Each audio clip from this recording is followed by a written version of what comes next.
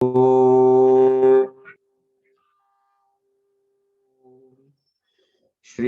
साई नाथाय नमः। ओम श्री साई नाथाय नमः। ओम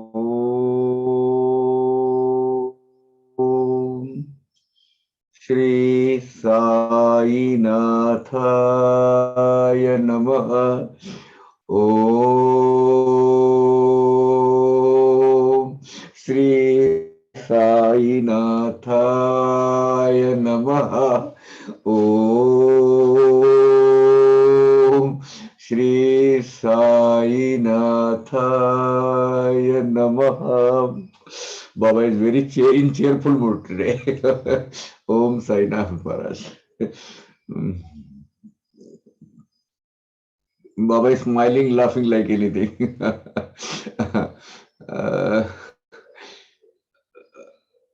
Up to what stanza we have completed? Can you please update me? It's 120, Kaka. 120. Okay. Still lot things to complete.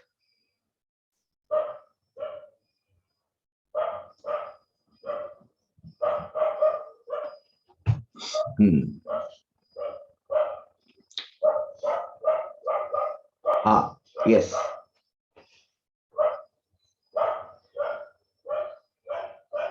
We'll start with 121. We have taken this, but we'll start again. आता ज्ञान यज्ञाचे स्वरूप अहम ब्रह्मास्मि जेथील यूप पंच महाभूते यज्ञ मंडप जीव ईश्वर भेद पशु तेथे। यूप यानी यज्ञ मंडप में जहां पशुओं की आहुति दी जाती है, जो वो खंबे को बांधा जाता है, इसको यूप बोलते हैं। वो पशु लाकर जो खंबे को बांधा जाता है, उसके बाद फिर उसकी आहुति दी जाती है, उसको हम यूप बोलते हैं। अभी ज्ञान यज्ञ का स्वरूप पहले जान लेते हैं। मैं ही वो ब्रह्म हूं, अहम ब्रह्मास्मि। ये जो धारणा है, ये विचारधारा है, ये यहाँ का यूप है, यानी वो खंबा है। पंच महाभूत यानी यज्ञ के लिए, यज्ञ समारोह जो करना है उसके लिए खड़ा किया हुआ या निर्माण किया हुआ मंडप है। और जीवात्मा शिवात्मा अलग अलग है, ये समझने वाला अज्ञान है। जीवात्मा और शिवात्मा में फर्क करने वाला, भेद बुद्धि करने वाला, अलग तर्क देने वाला जो ज्ञान है, वो अज्ञान है। और ये अज्ञान जो है, यही यज्ञ में आहुति देना है, यही तो वो पशु है। ये अज्ञान को जलाना है। पंच इंद्रिये पंच प्राण हेच यज्ञाचे उपचार भरण, हेच यज्ञाचे उपचार भरण, मन बुद्धि चिया कुंडा मधुन प्रदीप्ति करण ज्ञानाग्निचे। अब पंच महाभूत देखे, यूप देखा, पशु देखा, अज्ञान देखा, ज्ञान देखा। अब पंच प्राण और पंच ज्ञानेन्द्रिय, पंच ज्ञानेन्द्रिय और पंच प्राण, पंच ज्ञानेन्द्रिय पंच प्राण, ये यज्ञ में हम जो आहुति देते हैं, जो समर्पित करते हैं, वो जो विधि करते हैं, उसके उपचार है। मन बुद्धि चित्त रूपी कुंड से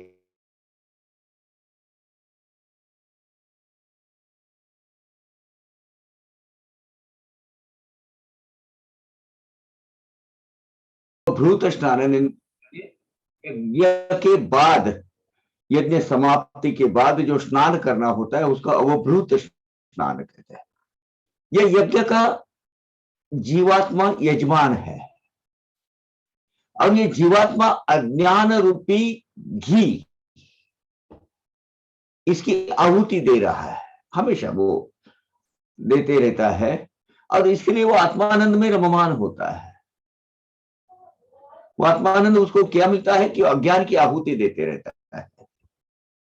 इसी ये अगर करेगा, आत्मानंद प्राप्त होगा, तो ही यज्ञ समाप्ति का जो पवित्र स्नान है उसको प्राप्त होगा, यानी उसकी मुक्ति हो जाएगी, उसको ब्रह्म ज्ञान प्राप्त हो जाएगा। अज्ञान अगर वो निकालता है तो, अज्ञान अगर वो फेंक देता है तो, और वो कैसे फेंकेगा, वो अज्ञान रूपी घृत की यानी घी की उसको आहुति देनी पड़ेगी। तात्पर्य, अज्ञान घृता वाचून कदा न प्रकटे ज्ञान हुताशन, हुताशन यानी अग्नि, प्रज्वलित जो होने वाला अग्नि है। बहुत कोल्ड है इधर, वेरी सीवियर कोल्ड। जीवेश्वर भेदा तेजाळून अभेद ज्ञान प्रकट करी, ज्ञान हुताशन, हुताशन यानी यज्ञ में प्रज्वलित प्रदीप्त होने वाला जो करने का होता है, यज्ञ प्रदीप्त करने के लिए जो अग्नि लगता है उसको हुताशन बोलते हैं। यानी सारांश क्या है, तो अज्ञान रूपी घी की आहुति देने के सिवाय ज्ञान रूपी यज्ञ का अग्नि प्रज्वलित नहीं होता है, प्रदीप्त नहीं होता है। ये ज्ञानाग्नि क्या करता है, जीव और ईश्वर इसमें ये जो भेद बुद्धि है वो भेद बुद्धि को जला देता है, नष्ट कर देता है उसको। जीवात्मा और शिवात्मा अलग नहीं है। जीवात्मा अज्ञान से घेरा हुआ है, वो अज्ञान को निकालो वो शिवात्मा बन जाता है। और अज्ञान क्या है, भेद बुद्धि। ये प्रकृति ने दिया हुआ सब कुछ, यही मैं हूं, ये समझने, ये गुमराह किए हुआ ये जो जीवात्मा है उसको सही रास्ते पर लाकर वो, अरे तू जीवात्मा है, अहम ब्रह्मास्मि, मैं शिवात्मा हूं, मैं ही ब्रह्म हूं।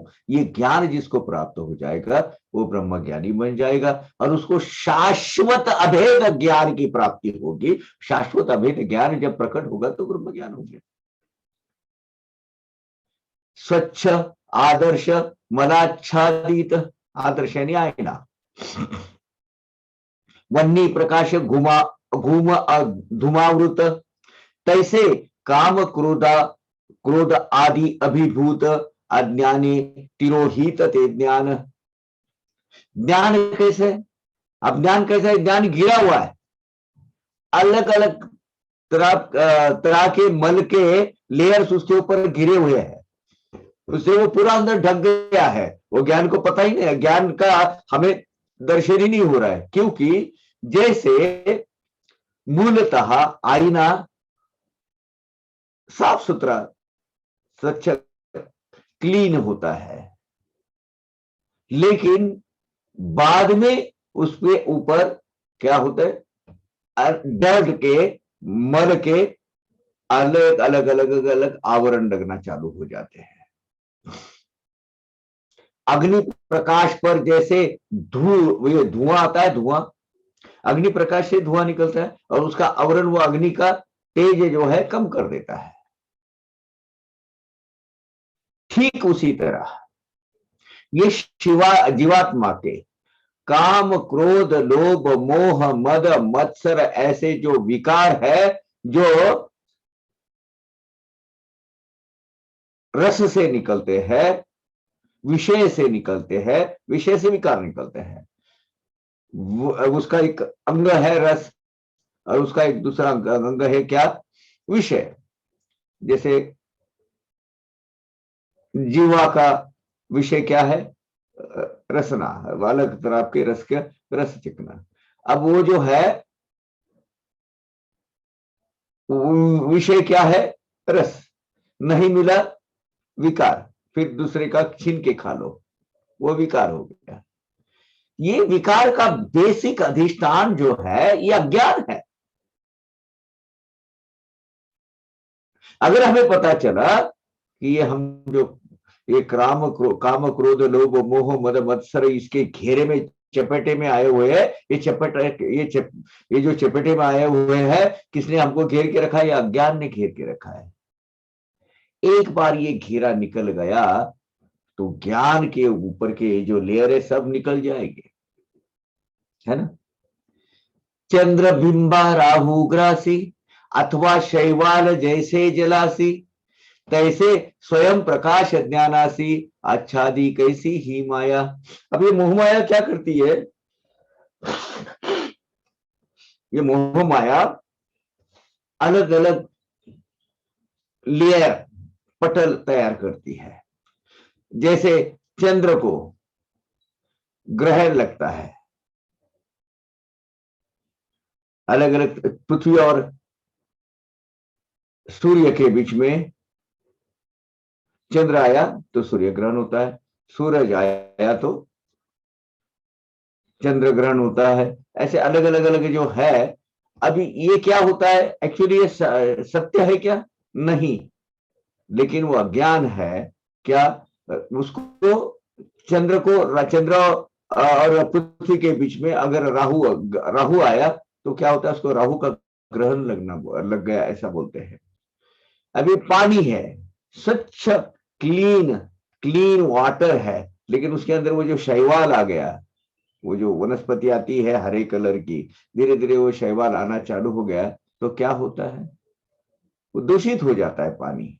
ठीक उसी तरह स्वयं प्रकाशी जो ज्ञान है वो माया के अलग अलग अलग ये पटल से, लेयर से ढक जाता है और वो अज्ञान छिप जाता है।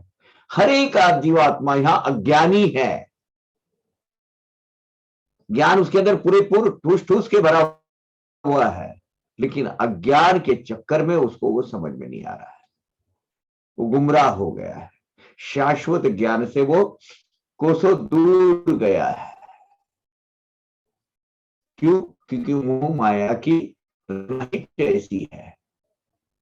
जो वो समझ पाएगा, वो मोह माया के क्रिएट किए हुए ये जो अलग अलग अलग आवरण है, वो ये पर्दे जो है वो फाड़ के ऊपर आ जाएगा, वो त्याग देगा ये लेयर और ऊपर उभर जाएगा। मोठ मोठ्या ज्ञात्यांची मती, भ्रष्ट होऊन जाती यथो अधोगती, उपाय माहिती परी न तगती, आचरण करीती यथेष्ट। अब होता क्या है? मोह माया के चक्कर में जितने भी हमारे विकार तैयार होते हैं, अच्छे अच्छे ज्ञानियों की बुद्धि वहां भ्रष्ट हो जाती है और उनकी अधोगति हो जाती है, उनका उनका अवनति हो जाती है। उनको पता होता है प्रगति के उपाय क्या है, नाम स्मरण, नाम जप, भगवान की सेवा में लगे रहना, रत रहना, बुरा काम नहीं करना, बुरी बुद्धि के हिसाब से लोगों का बुरा नहीं सोचना, बुरा करना नहीं, ये सब पता होता है उसके, ये मार्ग है। लेकिन उसके अपने स्वैराचार की वजह से, स्वैर आचार की वजह से उसका सामने वो टिकता नहीं है। अच्छे अच्छे ज्ञानी लोग, पता है कि इससे ये होने वाला है, फिर भी वो करते हैं, बुद्धि उनकी भ्रष्ट हो जाती है। क्यों बुद्धि भ्रष्ट हो जाती है? क्योंकि वो अपना सत असत विवेक बुद्धि रूप जो तारा तरतम विवेक बुद्धि जो है, सारासार विवेक बुद्धि जो यहाँ रूप में जो बैठा हुआ हमारा जो परमात्मा है, वो परमात्मा की पहचान भूल गए हैं। इसलिए ज्ञानी यानी सब उसको रास्ता मालूम है, लेकिन वो कर पाता नहीं है। डोळस असता अंध होती, संग सोडूनी निसंग निवर्तती, तेही बळे कुसंगे नाडती, आचरण करीती यथेच। ये जो जीवात्मे है हम सब, वो आंख होकर भी अंधे हैं। क्यों? कि ईश्वर का संग करना चाहिए, ईश्वर का संत संग सत्संग करना चाहिए, वो छोड़कर हम कुसंग को जाते हैं। आज वैसे 1 जनवरी है, कल 31 है, सेलिब्रेट करने के लिए बहुत सारे क्या क्या नहीं होगा, कितने दारू की बोतलें बह गई होंगी, कितने निष्पाप पशुओं के बलि चढ़ा दिए होंगे। क्यों? सेलिब्रेशन। सेलिब्रेशन यानी आनंद की प्राप्ति। वो आनंद प्राप्ति ये गलत जगह से नहीं होगी, ये गलत काम करने से नहीं होगी। आप आनंद उसमें ढूंढते जा रहे हो, लेकिन वो आनंद नहीं है। वो आपकी अवनति हो रही है, अधोगति हो रही है, डिक्लिनेशन हो रहा है आपका। ये कुसंग है।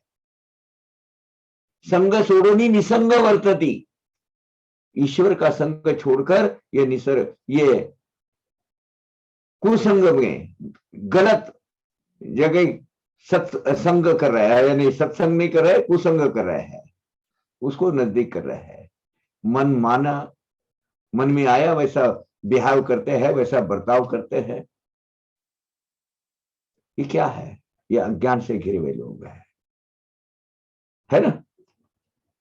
वानप्रस्थ गृहस्थाश्रम खेती करुणे ते अचूक करीती, जिया वस्तुची चिळस घेती, तीच स्वीकारी थी प्रिय मुनी। सन्यासी होते लोग, मैं सब छूट गया, अभी मेरा कुछ नहीं, मैं निवृत्त हो गया हूं, अभी सब तरीके से मैं रिटायर होना, यानी क्या होना, रिटायर होना यानी टायर्ड होना नहीं, रिटायर्ड होना नहीं है, फिर से टायर्ड होना नहीं है, यानी सन्यास बुद्धि अपनाना। चलो हमारा भी, हमने हमारा, we have played our inning well, now let us भगवान का कुछ सत्संग करते हैं, क्योंकि पूरे रोजमर्रा की जिंदगी में हम हमारा खुद का जीवन का ध्येय ही भूल गए थे। चलो हम अभी कुछ सत्संग करते हैं। ये सन्यासी धर्म है, उसमें सर्वसंग परित्याग कर कर समाज के लिए जीवन जीना होता है। लेकिन वो भी फिर से गृहस्थ आश्रम में आते हैं, निषिद्ध वर्तन करते हैं और जानबूझकर करते रहते हैं, और हमेशा करते रहते, बार बार।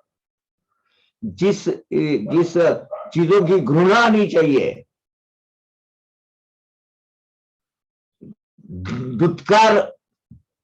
दुत्कारना चाहिए ऐसी चीजों को, वही चीज वो बड़ी चाव से, बड़े मन से क्या करते हैं, इच्छा से वो स्वीकार करते हैं उसका, बड़े प्यार भरे नजर से उसको अपने गले लगा लेते हैं। ये जो है, ये हम हमारी प्रगति के विरोध दिशा में जा रहे हैं, प्रगति नहीं हो रही है। प्रयत्ने जे पापे चुकविती, तेच अदृष्टे पापात पडती, काय म्हणावे ऐसी स्थिती, ही काय ज्ञाती ज्ञानाची। अरे, जो बड़े भरकस प्रयत्न करने के बाद, कठोर परिश्रम करने के, किस लिए, पाप कर्म से दूर रहने वाले जो जीव है, वो भी प्रारब्ध के भोग और सत असत विवेक बुद्धि के बल न यूज करने के बल पर पाप कर्म करने को तैयार हो जाते हैं। उनका जो पूर्व संचित, पूर्व सुकृत है, वो उनको वो करने में उकसाता है, और अब वो अपनी सत असत विवेक बुद्धि, मेंटल बैलेंस खो देते हैं, और वो ऐसे पाप कर्म करने को लग जाते हैं। अब क्या बोलेंगे ये कर्म को, काय मनावे ऐसी स्थिति, ये स्थिति को क्या बोलते, इनको कैसे ज्ञानी बोल सकते हैं? ये ज्ञानियों का प्रवर्ग हो गया ये? नहीं। जरी मोठा ज्ञानी झाला, न इच्छी पापाचे सावलीला, तरी तो कार्य अकार्य नेतेला, भुले दीपाला पतंगसा। बहुत बड़ा ज्ञानी क्यों ना होता है, जो पाप के छाया के नजदीक भी नहीं जाता है, उसकी इच्छा भी नहीं होती है करने की, फिर भी प्रारब्ध भोग और सारा बुद्धि के खो देने से वो कर्म बंध में अटक जाता है। पतंग को पता नहीं होता है दीप के ज्योति के पास जाके वो जल जाने वाला है, लेकिन वो जो ज्योति होती है, ज्योति का जो तेज होता है, उसको आकर्षित कर देता है। दीप ज्योति के वो जो प्रकाश से भूलकर पतंगा जैसे अपनी प्राण की आहुति देता है, ठीक उसी तरह ज्ञानी जीव भी पाप कर्मों को प्रवृत्त होकर, पाप कर्म करने के खुद ही इंस्पायर नहीं बोल सकते, इंस्टिगेट होकर वो अपने ज्ञान की ही आहुति दे देता है। ज्ञान प्राप्त होता है सत असत विवेक बुद्धि के बल पर। जो हमारा परमात्मा परमेश्वर जो हमारा मेंटल बैलेंस के हिसाब जो बुद्धि है, वो बुद्धि के स्वरूप में जो यहाँ बैठा है, उसको जागृत करो, पाप दूर जाएगा, पाप कर्म होगा ही नहीं। लेकिन हम वो भूल पाते हैं, भूल जाते हैं। पाप करने ही अज्ञान याची तया पूर्ण जान तरपरी हा काम प्रवृत्ति कारण करीन गुमान तयाची। पाप करना यह ज्ञान है। जीवो मात्र को उसकी पूरी कल्पना होती है, जानता है वो मैं कर रहा हूं, ये पाप कर रहा हूं। लेकिन उसके षड विकार इतने हावी हो जाते हैं उसके ऊपर, बलि वो बड़े बलि हो जाते हैं, बलवंत हो जाते हैं।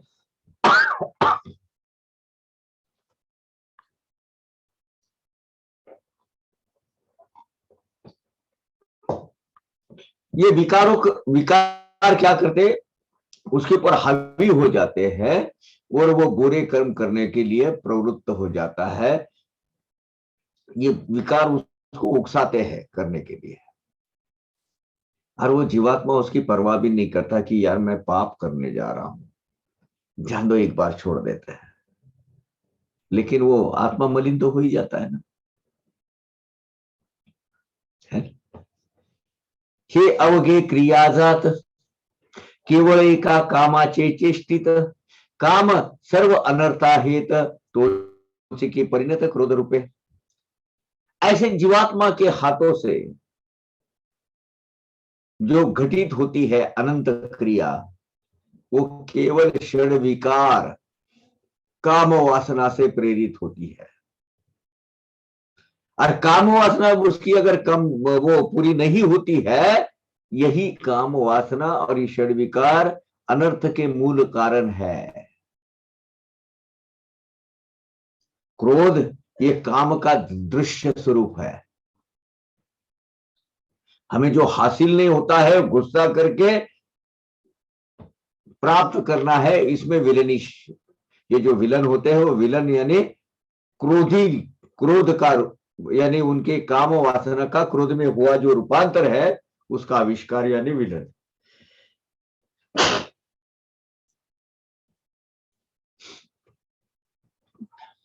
यानी मूल अनर्थ किससे तैयार होता है? अनर्थ काम क्रोध लोभ मोह मद मत्सर ये विकारों से। उसमें पहला विकार है काम। काम ये सब अनर्थों का मूल कारण है। अगर सीधी तरीके से हासिल नहीं होता है तो क्रोध के ऊपर, अनर्थों के ऊपर, बुरे काम करने को उकसाते हैं विकार, और उसको हासिल करने की कोशिश करते हैं। और इसी से हमारे हाथों से अनंत पाप कर्म हो जाते हैं। काम गति सजई अवरोध तईच तो काम हुई क्रोध। देखिए वही आया है, पदोपदी हा मोक्षास विरुद्ध ज्ञान प्रतिबंधक ही वृत्ति। अब ये काम क्या करता है? काम वासना को जो अगर विरोध किया तो उसे क्रोध की उत्पत्ति होती है। अगर कोई कामोत्तेजक हो गया, कामुक हो गया, और उसको अगर वो ललना हासिल नहीं होती है, वो क्या करता है? उस पर रेप कर देता है, बलात्कार कर देता है। ये काम का विकार है। और ये काम का विकार, उसको मालूम है वो गलत करने जा रहा है, लेकिन वो अपने आप पर काबू नहीं रख सकता है विकारों की वजह से। और क्यों? क्योंकि वो अपना सत असत विवेक बुद्धि खो बैठा रहता है।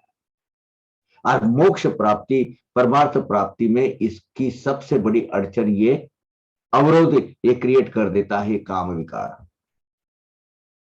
इस ठीक इसी तरह और ये षड विकार जो है ज्ञान प्राप्ति को प्रतिबंध कर देते हैं, अड़चने ये ऑब्स्टिकल्स तैयार कर देते हैं, हिंड्रेंसेस तैयार कर देते हैं, पैदा कर देते हैं।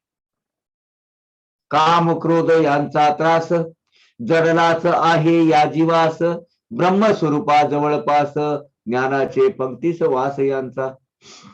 ये जो जीवात्मा है, काम क्रोध आदि जो विकार है, इससे अलिप्त नहीं रह सकता, क्योंकि मोह माया से घिरा हुआ है। क्योंकि ब्रह्म स्वरूप के पास ही ये विकारों की वस्ती होती है। ये जो षड्विकार होते हैं, ये षड्विकार ज्ञान के साथ में ही बाजू में बिल्कुल निहारते रहते हैं, एक्टिव पोर्शन में हमेशा अलर्ट रहते हैं। ये ज्ञान के बाजू में कंधे को कंधा लगा के बैठे रहते हैं। ये जो विकार है, ज्ञानी के बिल्कुल बाजू में, वही पंगत में खाना खाने को बैठे रहते हैं साथ में। क्यों? ज्ञानियों को गुमराह करना ये इनका काम है। और ये इतने बलशाली होते हैं, इतने बलवंत होते हैं। वो क्या करते हैं? भयानक अवस्था करते हैं। क्या करते हैं? पाण्या वाचून बुडवितात, अग्नि वाचून जाळीतात, शस्त्रा वाचून मारितात, दोराविन करितात बंधन। ये विकार क्या करते हैं? जीवात्मा को बगैर पानी के डुबो देते हैं, बगैर अग्नि के जला देते हैं, शस्त्र के बिना उसको टुकड़े टुकड़े कर देते हैं। और उनके पास अगर डोर भी नहीं होगा तो उसको बांध देते हैं। बहुत बलशाली होते हैं। इसके ऊपर एक ही चीज विजय पा सकती है, वह है सदगुरु की कृपा, सत असत विवेक बुद्धि, नाम जप और पुण्य कर्म। दूसरा चारा नहीं इसको। तया पुढे ज्ञानी ही न टिकत, ज्ञानी आकरिती पैजेने चित्त, महाप्रलय करण्याचे सामर्थ्य न कळता ग्रासित प्राणिया। क्या करते हैं लोग? ये विषय वासना के आगे ज्ञानी भी नहीं टिक पाते। ज्ञानवंत जो होता है, ज्ञानी जन होते हैं, इनको भी विकार, क्या बोलते हैं उसको,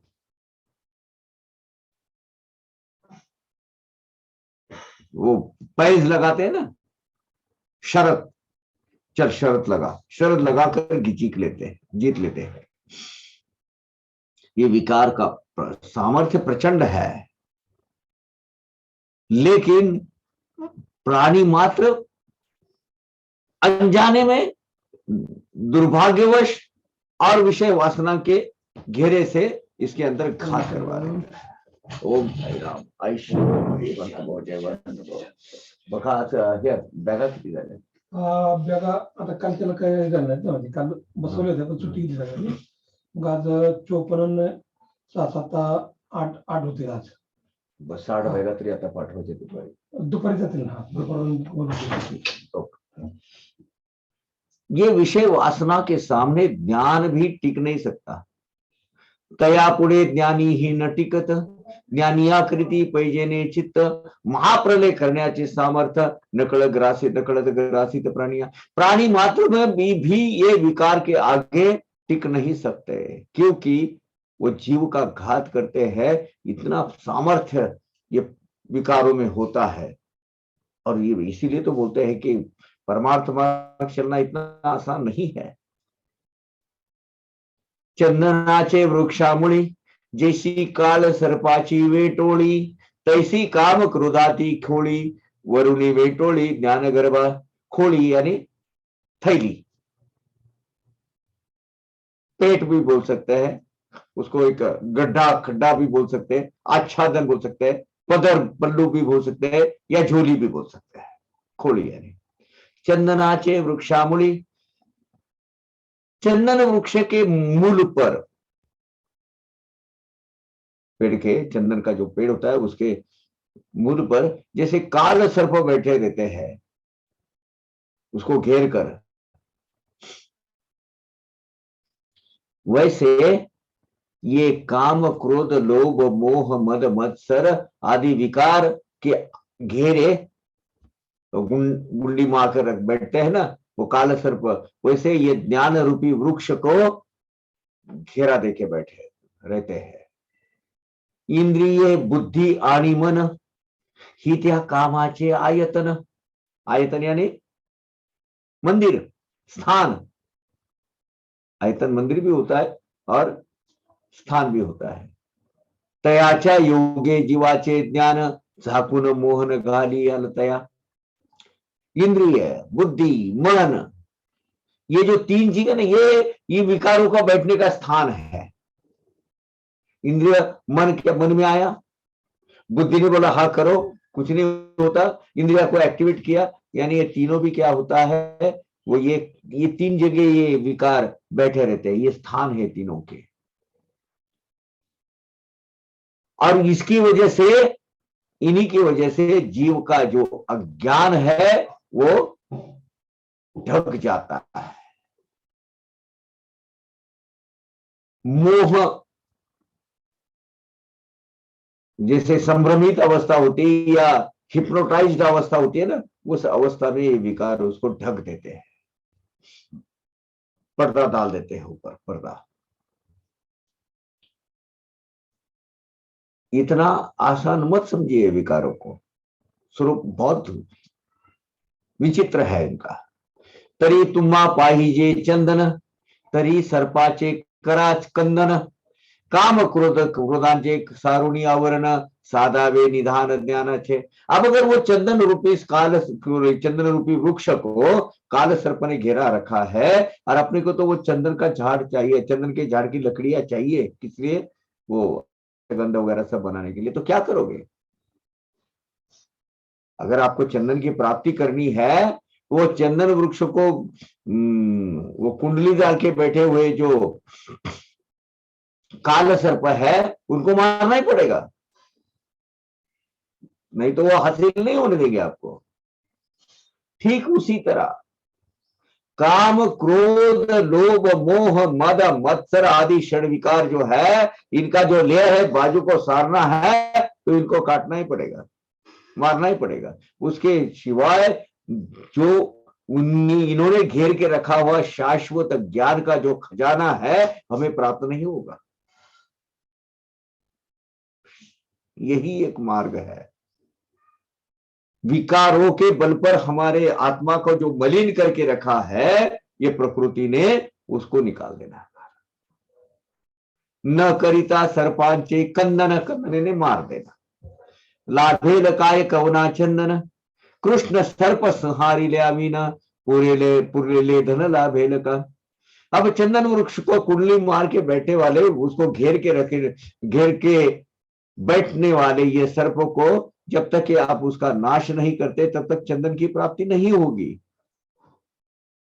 काल सर्प का अगर आप संहार नहीं करते हैं, तो काल सर्प जिसको घेर के रखता है, वो जमीन के पूरा अंदर जो गुप्त धन होता है, गुप्त धन पर काल सर्प बैठा रहता है। वो धन आपको प्राप्त होगा क्या? नहीं होगा। गुप्त धन को उसका संरक्षण करने वाला जो होता है, वो काल सर्प होता है। उसको जब तक नहीं मारते, ये नहीं का गुप्त धन नहीं मिलेगा। तैसे पर तत्व आत्मज्ञान, ते पदरी पडावया कारण, प्रकृती जवनिका निसारण, हे एकची साधन तदर्थ। प्रकृति जवनिका, प्रकृति के माया का पर्दा।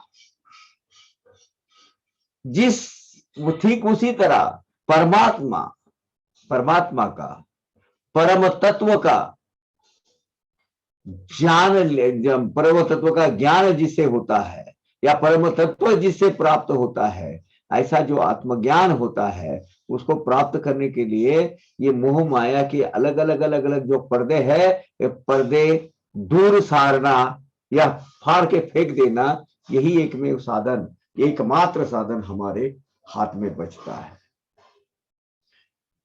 मनोनियाधि इंद्रिय नियमन, तेने काम क्रोधा निर्दलन, जीव काम क्रोधा आधीन अज्ञान आवरण ज्ञानास। इसीलिए पहले इंद्रिया पर सब पूरा कंट्रोल होना चाहिए, इंद्रिया पर पूरा लगाम अपना हाथ में चाहिए इंद्रियों का। काम क्रोध आदि विकारों का नाश, इंद्रिया एक्टिवेट नहीं हुए तो काम क्रोध विकारों का नाश हो जाएगा।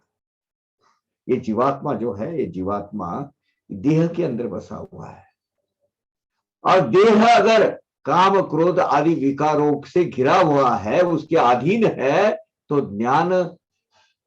ज्ञान को अज्ञान का जो आवरण से घिरा हुआ है वो कभी दूर होगा ही नहीं। ज्ञान तो स्वयं है, वो तो वहां बैठा हुआ है, वो सेल्फ इनकारनेटेड है, लेकिन अविद्या उसको घेर के रखती है। तो उसको क्या करेंगे? तो अविद्या को दूर करना है। अविद्या यानी अज्ञान, अज्ञान यानी काम क्रोध लोभ मोह मद मत्सर आदि विकारों से घिरे हुए पर्दे, इसको निकाल दो पहले। देहाहुनि इंद्रिय सूक्ष्म, मन तयाहुनि सूक्ष्म परम, बुद्धि मनाहुनि सूक्ष्मतम, बुद्धि हुनी सूक्ष्म परमात्मा। बहुत अच्छा बात, बहुत अच्छी एक पहेली बुझा दी है इसमें। हमको लगता था कि इसका क्रम क्या होना चाहिए। देखिए, ये देह है, देह से इंद्रिया अलग अलग, इंद्रिया सूक्ष्म है, छोटी है।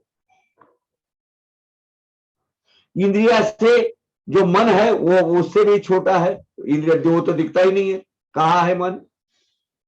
कहीं तो भी देह के अंदर है, कहीं या देह के बाहर है, पता नहीं, सोचता तो है, वो सूक्ष्म है।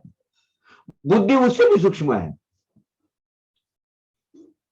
मन से बुद्धि सूक्ष्म है, और सूक्ष्म से ही सूक्ष्म, सूक्ष्मातितम, सूक्ष्माति सूक्ष्म वो कौन है? वो परमात्मा है।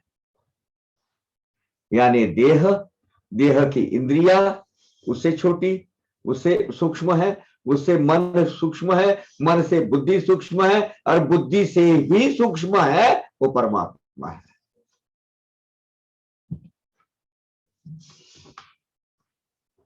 अणु रेणु से भी छोटा वो परमात्मा है। लेकिन देखने जाए तो सर्व ब्रह्मांड को व्याप्त रहता है। सर्व संसार अधर्म वर्जित, ऐसे ही परात्पर परम सत, तो हा परमात्मा परम सहित, तेज अमृत निज रूप। अभी प्रकृति के, संसार धर्म के, मोह माया के अलग अलग जो पटल है, जो अलग अलग लेयर है, उससे परे ये परमात्मा परात्पर परमात्मा है। यही एक शाश्वत सत्य है। और ये सत्य तत्व यानी जीव का सर्वश्रेष्ठ ध्येय है इसको प्राप्त करने का। जीव मात्र का, अपने जो मनुष्य मात्र का एक ध्येय क्या है? बाकी के तो भोग योनि है, ये तो योग योनि है। तो इसके लिए परमात्मा परमेश्वर की प्राप्ति यही और जीव का एकमेव ध्येय है, उद्दिष्ट है, उद्देश्य है, अलग अलग जन्म लेते रहने का। ये जिसको पता चलेगा ना, यही तो आत्मस्वरूप का ज्ञान है, यही तो आत्मस्वरूप का अमृत है, यही शाश्वत ज्ञान है, यही ब्रह्म ज्ञान है। क्या उद्देश्य है हमारा? ये मनुष्य मात्र में हमें अलग लख 84 का फेरा बोलते हैं। 84 लक्ष योनि के बाद ये जो मनुष्य जन्म जो प्राप्त हुआ है, उसका उपयोग क्या है, उसका शाश्वत ध्येय क्या है, एकमात्र ध्येय क्या है? परमेश्वर की प्राप्ति। ये जिस दिन ज्ञात अपने हमें ज्ञात हो जाएगा, वो ज्ञानी हो गया, मानो वही ब्रह्म ज्ञान है। क्योंकि प्रकृति के माया के सभी बंधन से तोड़कर, यानी अज्ञान रूपी बंधन से तोड़कर वो उसको पता चला है कि यार मैं कौन हूं? मैं स्वयं परमात्मा हूं, लेकिन मैं मेरा अपना खुद का स्वरूप भूल गया हूं। अब मुझे वो प्राप्त करना है। शुद्ध बुद्ध नित्य मुक्त, शुद्ध बुद्ध नित्य मुक्त, तेच तत्व अभेद स्थित, तेच परमानंद भूत प्रत्यगभूत चैतन्य ते। हाँ सुनो, बहुत अहम बात है ये जो शुद्ध बुद्ध नित्य मुक्त है, जो परात्पर परमात्मा है, ये सत्य तत्व ये है, ये यानी परमानंद है। आनंद ये परमेश्वर का एक विमल गुण है, सर्वश्रेष्ठ ईश्वरी गुण है। और ये आनंद गुण की वजह से परमात्मा, परात्पर परमात्मा चैतन्य रूप से, प्रकृति के अंदर ही चैतन्य रूप से,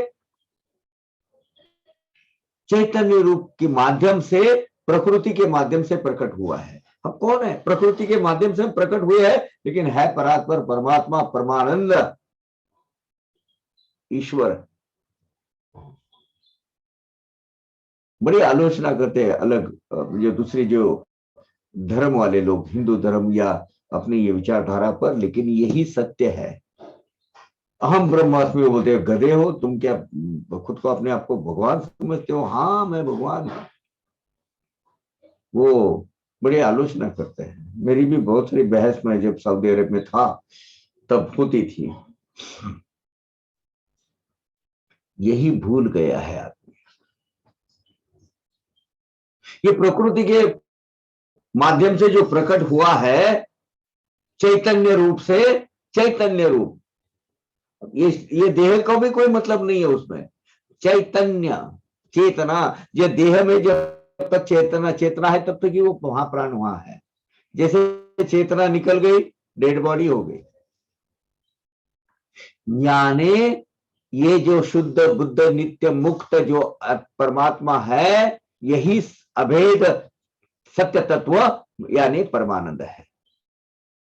और ये परमानंद परमेश्वर का एक गुण है, और ये आनंद गुण की वजह से ही वो परमात्मा परात्पर चैतन्य रूप से प्रकृति के माध्यम से स्वयं प्रकट हुआ है।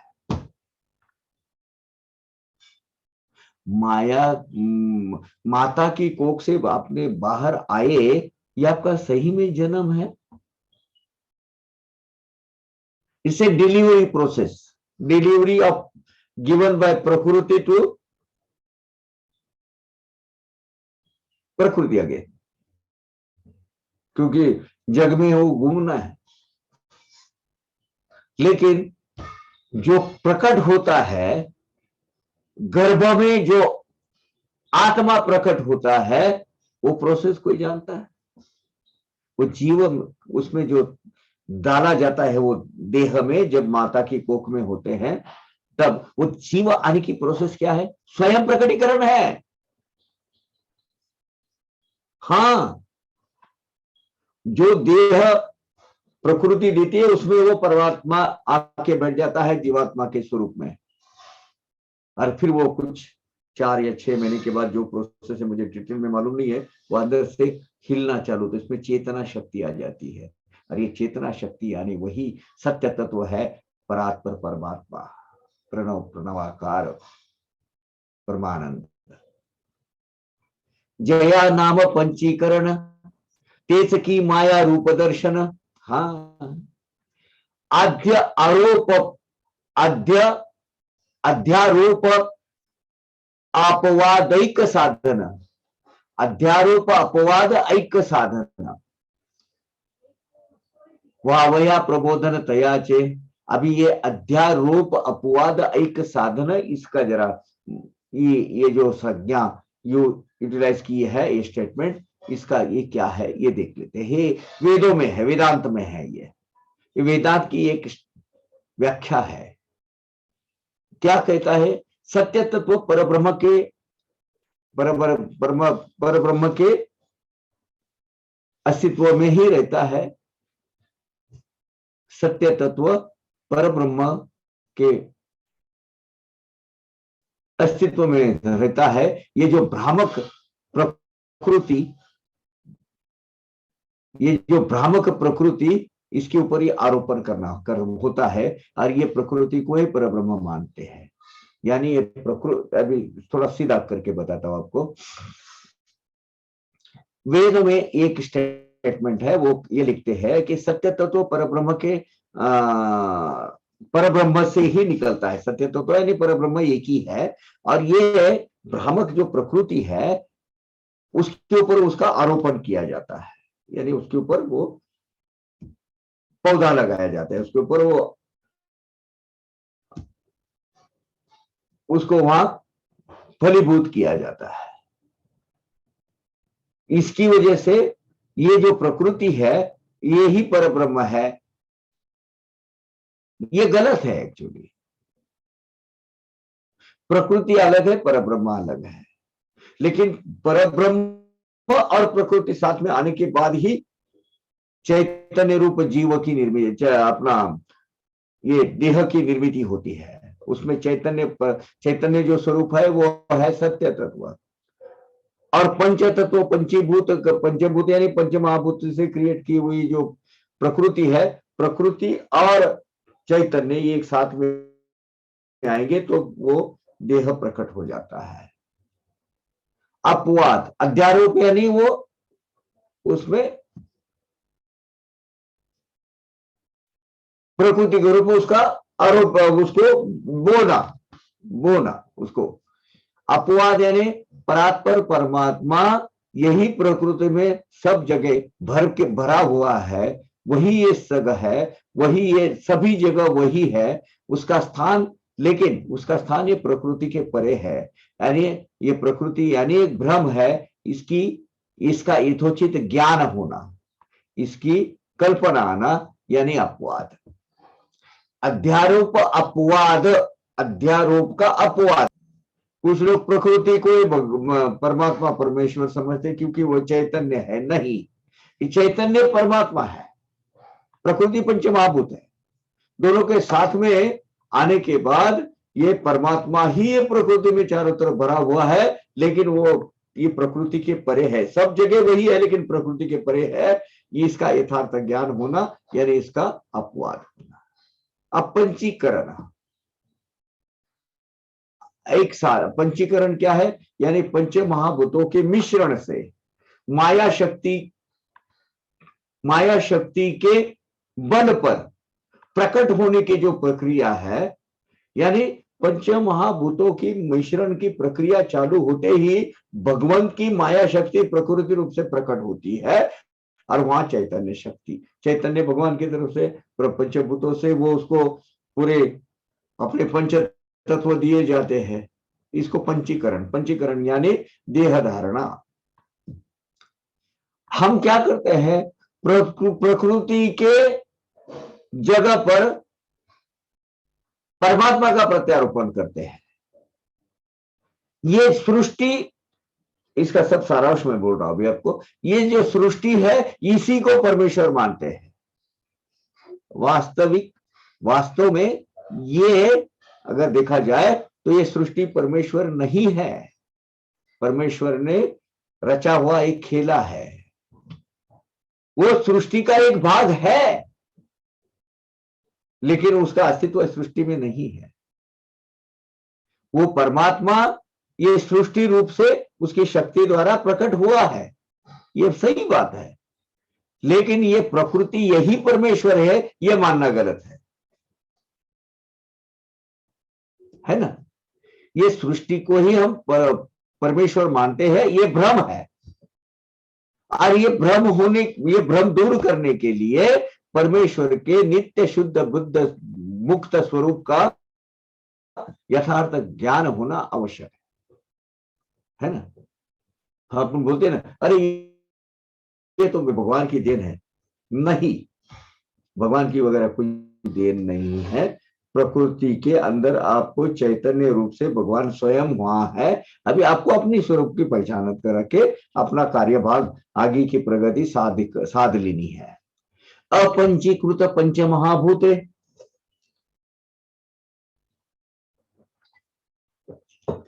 ये इसलिए मैंने बोला था कि अध्याय जो है क्लिष्ट है, थोड़ा समझने के लिए उसको क्लैरिटी होना जरूरी है, धीरे धीरे समझ जाइए।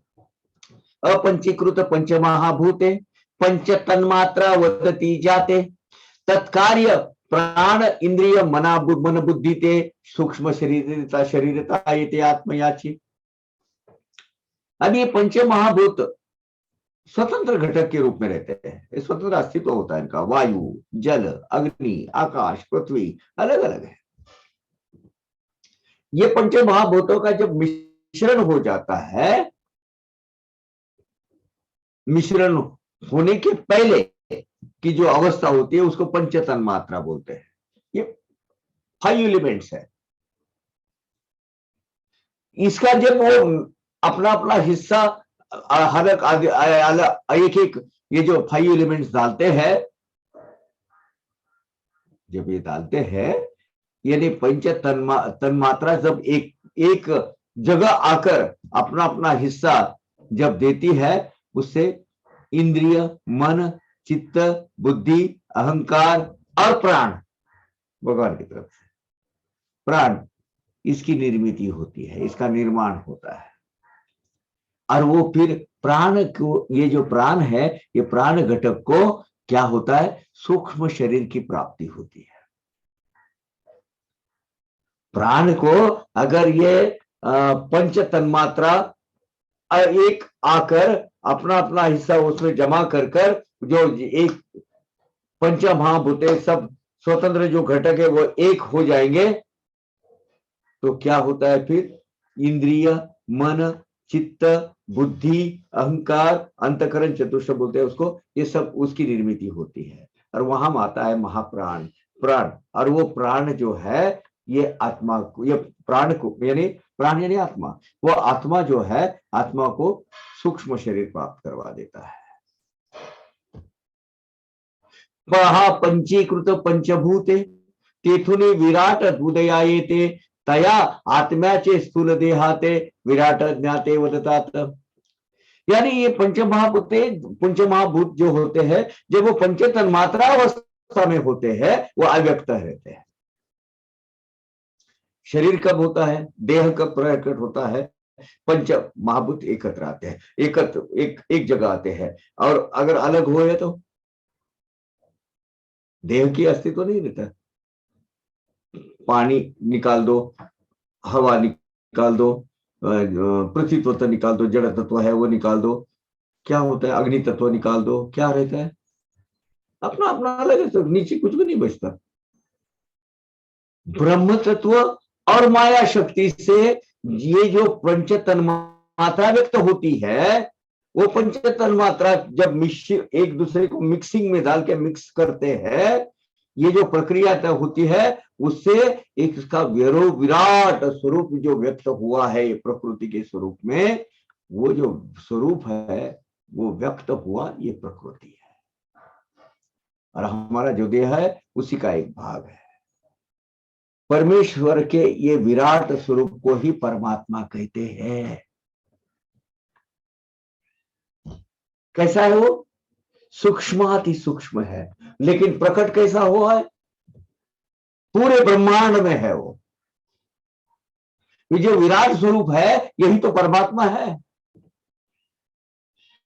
और ये परमात्मा प्रकृति, क्योंकि परमात्मा से प्रकृति तैयार हुई है, और प्रकृति और परमात्मा पंच महाभूतों के रूप से प्रकट हुआ है, प्रकृति के रूप से प्रकट हुआ है। पंच महाभूत बहुत विशाल है, आकाश है उसका कुछ अथांग है, इसका कोई आता पता नहीं है कहां, मैंने उसको कोई मेजरमेंट नहीं कर सकते हैं। बहुत विशाल है पंच महाभूत सभी। आत्मा ये बहुत विराट है। ज्ञानी जन जो है परमेश्वर के ये स्थूल स्वरूप को, सूक्ष्म स्वरूप को विराट समझते हैं, और वो सही है। संत तुकाराम महाराज ने बहुत बोला है, अनुरणिया ठोकड़ा, अनु रेणु से भी छोटा से छोटा जो है वो है परमात्मा। और तू का आकाश ये बड़ा, आकाश के इतना बड़ा है वो भी विराट। यानी ये जो दृश्य जात जितना है वो, ये पूरा विश्व, ये ब्रह्मांड को व्याप्त जो है वो चैतन्य की जो शक्ति है, यानी हिरण्यगर्भ यानी हिरण्यगर्भ यानी समष्टि, समष्टि यानी सूक्ष्म शरीर, समष्टि के स्थूल शरीर, समष्टि से समष्टि का स्थूल शरीर यानी विराट। सूक्ष्म शरीर, सूक्ष्माति सूक्ष्म। ये जो स्थूल और सूक्ष्म, इसका जो दो स्वरूप है, ये परमात्मा के ही स्वरूप है। स्थूल, यहां हम रुक जाते हैं, फिर अपने को जरा थोड़ी नई संज्ञा, डेफिनेशन और नई टर्मिनोलॉजी हमें समझ लेना है। इसी की एक भाग है। अगर ये आपको ज्यादा समझ में नहीं आता है, डीप में नहीं आता है, तो कोशिश, मतलब ये हमें कुछ समझा नहीं, ऐसा मत समझो ये ऐसे, और अपने आप को दोष मत दीजिए, क्योंकि ये जो है ना, ये क्लिष्ट है, बहुत क्लैरिटी नहीं है उसमें, लेकिन सारांश उसका बहुत सीधी बात है कि भैया परमेश्वर का स्वरूप, आत्मा का स्वरूप, विकार का स्वरूप, विकार का बल, ये सब बताया है वो इसमें। अज्ञान, ज्ञान का स्वरूप बताया है। अगर नहीं है तो बार बार ये पढ़ते रहो। ये जो पर्टिकुलर उसके जो एपिसोड आप जब रिकॉर्ड कर रहे हैं, उसको पढ़ते रहो, समझ में आ जाएगा।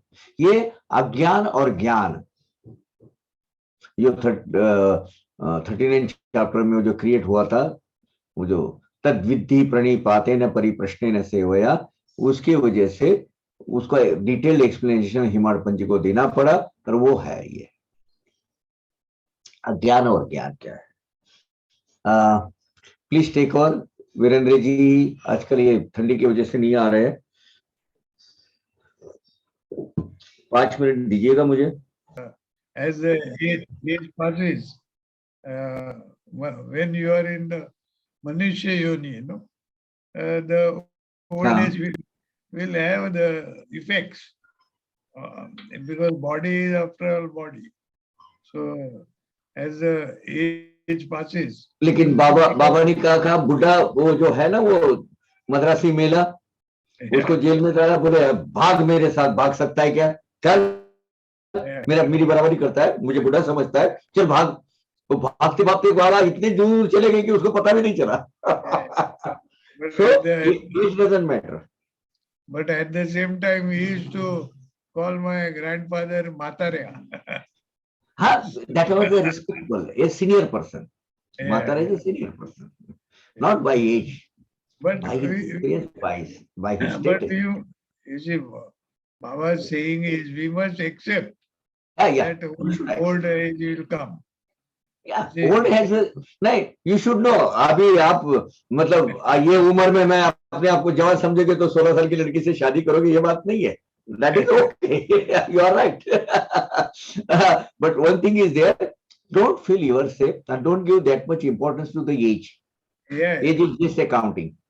So yeah, keep on doing whatever possible, what you can do. No problem. Okay. Back to the Adhyay 50. Yeah, please. Yeah. No, Gyan and Agyan, you see, these are, that way, if you look at it, they are very simple things. Yeah, when the Agyan goes away, then only the Gyan Prapti takes place. It is as simple as that. It is even for the child. You see, when a child, if you leech a matchstick, the child doesn't know that flame will hurt your body. So once that Gyan comes, automatically he comes to know, in any way, ये harmful चीज है, इसको हाथ नहीं लगाने का. So Gyan and Agyan are simple things. We must only understand and go according. You see, see this coughing in the morning is an indication of old age, you know. So this happens. You can't tell me.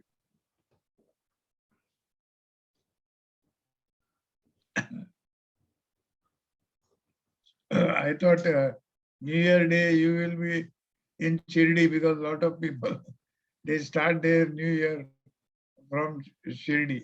There is a restriction now. There is a prohibition. Yes, yes. All night it is closed now, and very restricted people are allowed. Means by just that whatever online passes and Yeah. those passes only. One way that is good. I have experienced so many visits, about 10-15 visits.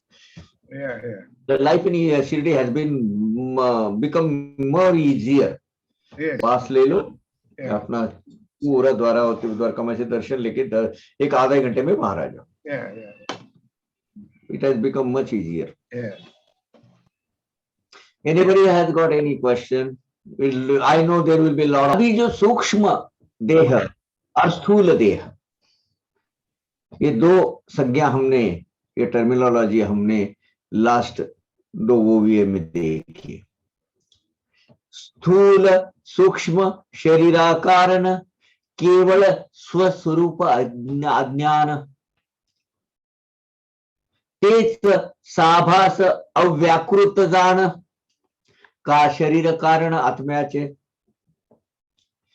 ये विराट परमात्मा जो है बहुत बड़ा दृष्टि के मर्यादा में नहीं आने वाला, बस अपने आंख में न समाने वाला, पूरा ब्रह्मांड व्याप्त जो परमात्मा है, इसी से सूक्ष्म जीवों की निर्मित होती है. सूक्ष्म जीवात्मा ये विराट परमात्मा से निर्माण होता है. और इसका कारण क्या है? ये सूक्ष्म जीवात्मा, इसका स्थूल और सूक्ष्म ये टर्मिनोलॉजी यूज करने का कारण क्या है? परमेश्वर के बारे में जीवात्मा का अज्ञान. एक ही बार वो बहुत विराट है, दूसरी बार सूक्ष्माति सूक्ष्म है. जीवात्मा को स्वस्वरूप का ज्ञान न होने की वजह से उसको ये स्थूल और सूक्ष्म शरीर रूप से प्रकट होना पड़ता है. और सृष्टि से सूक्ष्म शरीर भासमान भ्रममूलक पर अव्यक्त, ये सूक्ष्म है. और बहुत विराट, बहुत दृश्य जात और व्यक्त किया हुआ ये जो शरीर है, ये आत्मा का कारण शरीर है. ये कारण शरीर यानी मैं यानी देह हूं, ये अज्ञान से भरा हुआ देह यानी कारण शरीर. हे कारण शरीर ख्यात जय चैतन्य प्रतिबिंबयूत केवल अज्ञाना कारणीभूत अव्याकृत अव्यक्त जानाम. ये कारण शरीर यानी क्या? मैं यानी ये देह हूं, ये अज्ञान से भरा हुआ देह परमात्मा के चैतन्य शक्ति से व्यक्त हुआ ये कारण देह स्वस्वरूप के अज्ञान से निर्माण हुआ है. मैं कौन हूं? अहम परमात्मा. ये ज्ञान से, ये ज्ञान नहीं होने की वजह से कारण देह निर्माण हुआ है. हाँ, और बार बार होते रहेगा जब तक ये पता नहीं चलेगा कि मैं ही वो परमात्मा परमेश्वर हूं. तब तक बस भटकते रहो, भोगते रहो, रीबर्थ लेते रहो, करते रहो, अपने कर्म बंधों से अटके रहो. कारण देह का देह की वजह ही ये है. कारण देह लेने की वजह ही ये है क्या? कि हमारे उद्देश्य हम भटक गए हैं. नाम रूप रंग आकार के सिवाय जो अव्यक्त स्वरूप है परमेश्वर का, वो अव्याकृत रूप जो है, अव्यक्त रूप है, ये परमात्मा का सही स्वरूप जानना.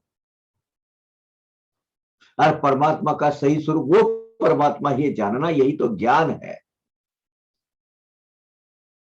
ये कारण देह नहीं हूं मैं. ये कारण देह जो मैं दिख रहा हूं वो देह नहीं है, ये तो भ्रम है मेरा.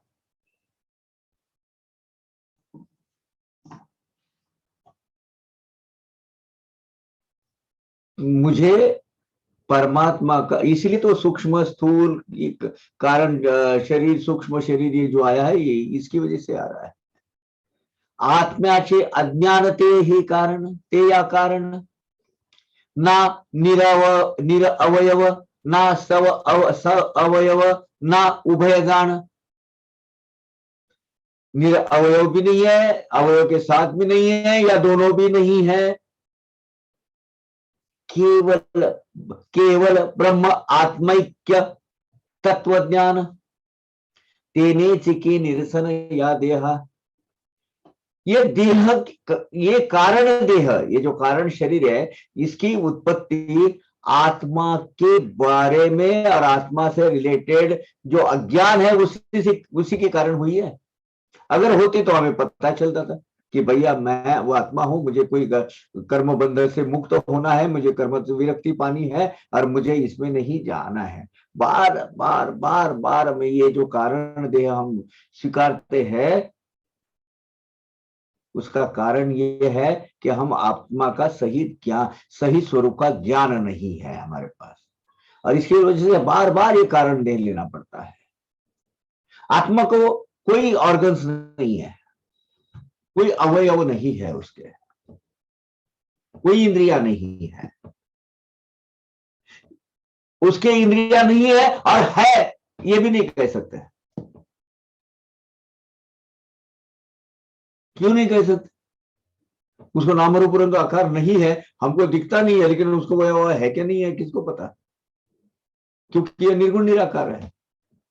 दोनों भी है या दोनों भी नहीं है, इसको तो हम हमारे वो कोई नाम रूप रंग आकार उसने लिया ही नहीं है। केवल ब्रह्म के साथ एक रूप होकर, ब्रह्म का ही एक अंश बनकर, ब्रह्म और आत्मा एक ही है, ये तत्व, इसका यथार्थ ज्ञान होना, ये प्राप्त हो गया कि मैं ये देह हूं, ये जो कारण शरीर है ये मैं नहीं हूं, इसका ज्ञान प्राप्त हो जाता है। मैं ये देह है, ये ज्ञान, ये अज्ञान निकल जाता है, स्वस्वरूप का ज्ञान प्राप्त हो जाता है। स्वस्वरूपी अवस्थान तयासीत मोक्ष अभिधान, या बिना मोक्ष नाही आन, स्वस्वरूप अवस्थान तो मोक्ष। अभी मोक्ष मोक्ष मोक्ष की बात करते ना, हेमाड पंजी ने और अर्थात साईं बाबा ने बहुत क्लियर, एकदम क्रिस्टल क्लियर उसकी व्याख्या की है मोक्ष की। हम मोक्ष मोक्ष मोक्ष चाहते हैं, क्या है मोक्ष? ये देखिए यार, स्वस्वरूपी अवस्थान, अपने स्वरूप से अनुसंधानित रहकर, हमेशा कनेक्टेड रहकर, आत्म स्वरूप में जो लीन रहता है, रममान होता है, आनंद लेता है, और वो वही जो बैठता है उसको जान पाता है, वही तो मोक्षावस्था है। ब्रह्म पाहिले अजीमी ब्रह्म पहले, अरे आज मैंने ब्रह्म देखा है, वो ब्रह्म देखा है नहीं, कौन है वो ब्रह्म? यही तो है स्वस्वरूप का ज्ञान प्राप्त होना। मोक्ष यानी अपने आप से जो एकात्मता, कनेक्टेड रहना, स्वस्वरूप में आत्मानंद में निमग्न रहना, लीन रहना, यही तो मोक्ष, यही तो मोक्ष है। मोक्ष कोई अलग स्थान या उसकी अवस्था नहीं है, आत्म स्वरूप में विलीन रहकर आनंद प्राप्त करते रहना, आत्मानंद में लीन रहना, यही मोक्ष है। ये 153 वो भी 50th चैप्टर की हमेशा याद रखिए, स्वस्वरूपी अवस्थान तयासित मोक्ष अभिधान। आत्मस्वरूप में लीन होकर, ब्रह्मानंद में अपना ब्रह्ममान होकर उसके वो अवस्था में रहना, यानी उसी को मोक्ष कहते हैं। या बिना मोक्ष नहीं आना, इसके सिवा अलग कोई मोक्ष का स्थान या अवस्था नहीं है। स्वस्वरूप अवस्थान वो तो मोक्ष, अपने आप की पहचान होना, उसके साथ कनेक्टेड रहना, और परमेश्वर के साथ में अपना तादाद में एकात्मता प्राप्त करना, यही तो मोक्ष है। मोक्ष है नहीं क्या है? अपने आप की स्वरूप की पहचान होकर आखिरी में उसके अवस्था में, उसके अस्तित्व में अपना अस्तित्व इमर्ज कर देना, यह मोक्ष है। उसके लिए शरीर को छोड़ना पड़ता नहीं, शरीर में रहकर भी आत्मानंद की अवस्था में रहने वाले जो है ब्रह्मज्ञानी साईनाथ महाराज के जैसे, उनको तो मोक्ष प्राप्ति करने की जरूरत ही नहीं रहती, क्योंकि वो खुद ही स्वयं मोक्षदायी होते हैं। मोक्ष देना यानी स्वस्वरूप का ज्ञान देना, वो अवस्था प्राप्त करवा देना है। ये क्या है? मोक्ष यानी कोई अलग जगह, कोई बहुत लंबी चौड़ी जर्नी नहीं है। यहां वो बताया है केवल ब्रह्म आत्मैकत्व ज्ञान झाल्या होईल अज्ञान निरसन, म्हणून अज्ञान समजावया ज्ञान जाण, तयाचे निरूपण आवश्यक। कयाचे? अज्ञान के, अज्ञान का निरूपण होना जरूरी है। यह आत्मस्वरूप का ज्ञान होने के पहले अज्ञान का निवारण होना बहुत जरूरी है। इसीलिए यानी सारांश क्या है, अज्ञान क्या है ये समझने के लिए अज्ञान का निरूपण होना आवश्यक है, उसकी चर्चा होना आवश्यक है, उसका तर्क होना, उस पर तर्क होना आवश्यक है। ज्ञान का निरूपण नहीं हो सकता, ज्ञान पर कोई तर्क न लगा कर नहीं सकते,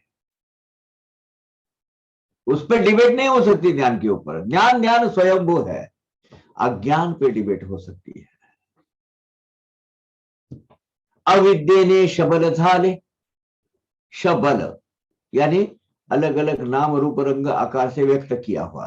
अविद्येने शबल झाले, तेने ब्रह्मा शबल तो आले, तया सत नाम हे, सत हे नाम ठेविले, ऐसे हे पावले वाच्यत्व। शबलत्व यानी बहुविध प्रकार से प्रकट जो हुआ है, ये जो परमात्मा, वो जो तत्व है उसको शबलत्व बोलते हैं। अविद्या अर्थात अज्ञान की वजह से सत्य तत्व जो है अलग अलग प्रकार के नाम रूप रंग आकार से प्रकट हुआ है। इसीलिए और उसी वजह से अनेक रूप, विविध रूप से ब्रह्म को प्रकट होना पड़ा। लेकिन ये सब जगह वो प्रकट अलग अलग रूप से हुआ है, लेकिन सब में परमेश्वर परमात्मा है, वही ब्रह्म तत्व सब जगह है, यही तो सत्तत्व है। इसीलिए ब्रह्म बहु रूप से प्रकट हुआ है ये आत्मा, बहुश्याम परमात्मा परमेश्वर, ये सत्य तत्व के निरूपण का विषय हो गया। एक्चुअली विषय नहीं होना चाहिए। अगर हमें पता है कि जगह वही है, सब जगह वही है, भरा हुआ है, वो है, वही व्यक्त हुआ है, ये बार बार क्यों कहना पड़ता है? क्योंकि उसका स्वरूप भूल गए हैं। यानी ये परमात्मा परमेश्वर जो प्रकट हुआ है, इसका हमें यथोचित ज्ञान नहीं है। यानी हमारे पास आज क्या है? अज्ञान है।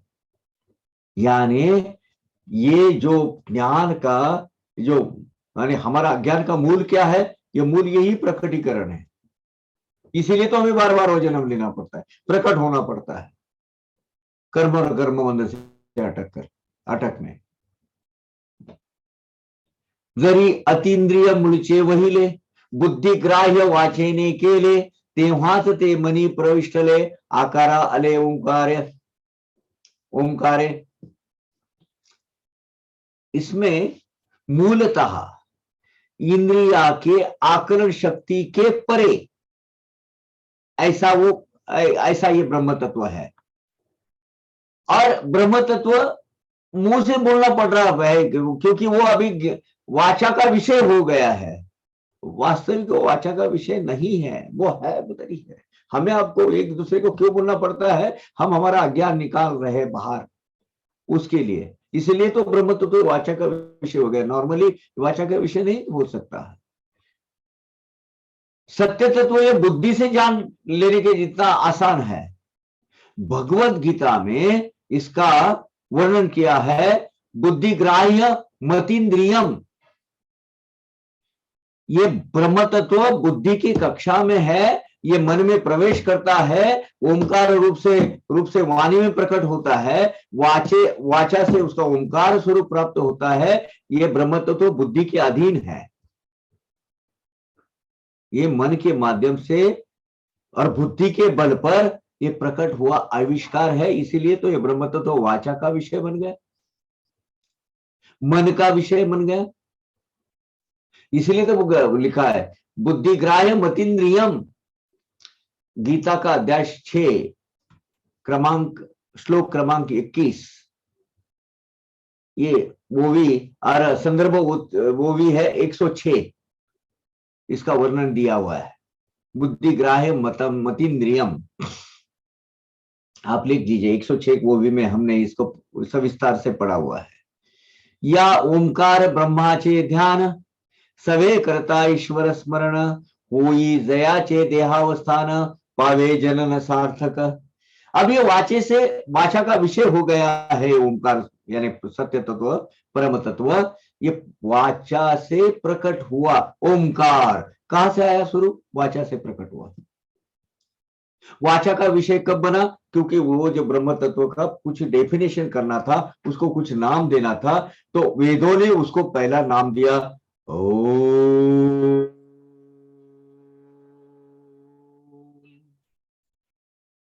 ये ओंकार है, यही ब्रह्म है, लेकिन उसको वाचा का विषय ना, वाचा से स्वरूप से वो भरा, इसीलिए तो वाच्य यानी शब्द स्वरूप ले लिया, नाद स्वरूप ले लिया उसने।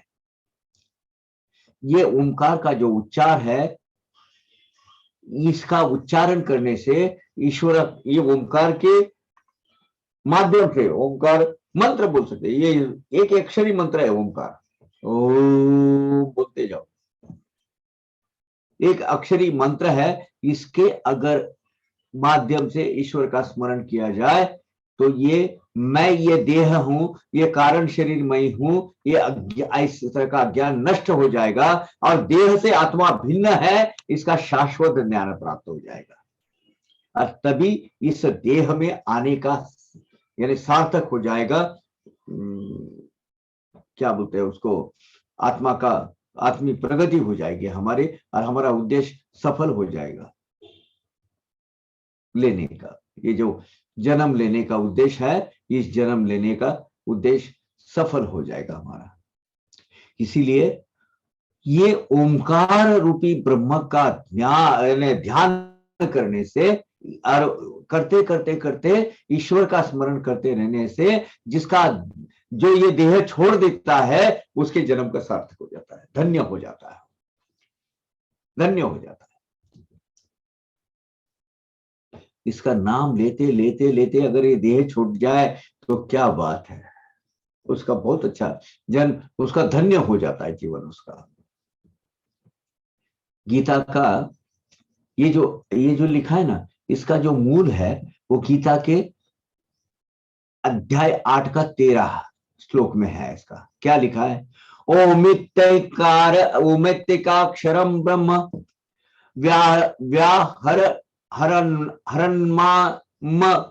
हरन्मानुस्मरण, यह प्रयाति त्यजन्देह स याति परमागतिम।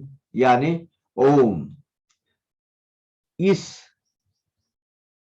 एक अक्षर की वजह से, एक अक्षरी ब्रह्म की डेफिनेशन से या उच्चारण करने से मेरा जो स्मरण करते रहेंगे, और स्मरण करते करते अनुस्मरण देहम त्यजना, यानी स्मरण करते करते शरीर को छोड़ जाते हैं, प्रयाति जो छोड़ जाते हैं, वो सह परम गति को प्राप्त होते हैं। पराम गतिम याति, परमाम गति याति परमाम गति, यानी वो देह छोड़कर, जब मेरा नाम लेते लेते जो देह छोड़कर जाते हैं वो परम गति को प्राप्त होते हैं, परमानंद अवस्था में प्राप्त होती है, परमानंद अवस्था उनको प्राप्त होती है। और मेरा नाम कैसा है? एक्चुअली मुझे तो नाम रूप रंगाकार कुछ है नहीं, लेकिन अभी आपकी सुविधा के लिए मैं वाचा रूप से प्रकट हो रहा हूं, और वो वाचा रूप प्रकट होने का जो एकाक्षरी मंत्र है वो है ओ।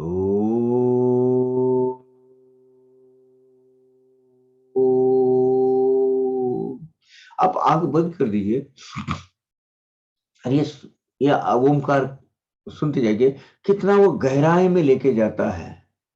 जब आपके पास में धीरे धीरे अंधेरा निकल के हरा प्रकाश और उसके बाद में थोड़ा सा मतलब नीला नीला हो जाता है, नीला के बाद जब पीला हो जाता है ना, ऐसे कितनी अवस्था में, जरा जरा आंख बंद कीजिए अपनी और दीर्घ स्वरूप से कुछ भी दूसरे विचार न होते हुए ओमकार बोलिए।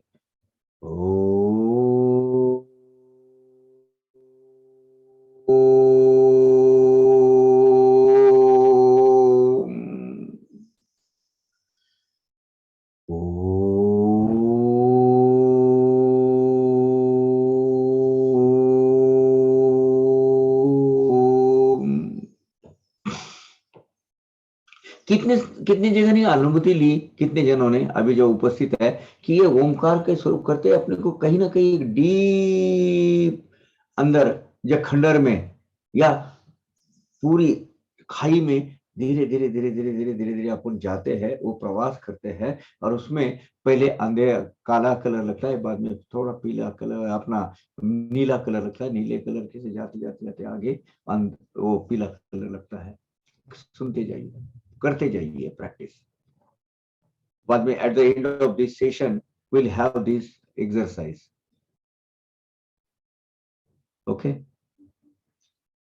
जैसे और आप देख लीजिए कौन से स्टेज पर है। जैसे ही ओमकार आंख बंद करके हमें ओमकार आता है ना, तो ऐसे हमारा प्रवास एक डीप खाई में होना चालू हो जाता है, ब्रह्मांड में। वो खाई नहीं है, वो ब्रह्मांड में, ब्रह्मावर्त में वो आ जाता है।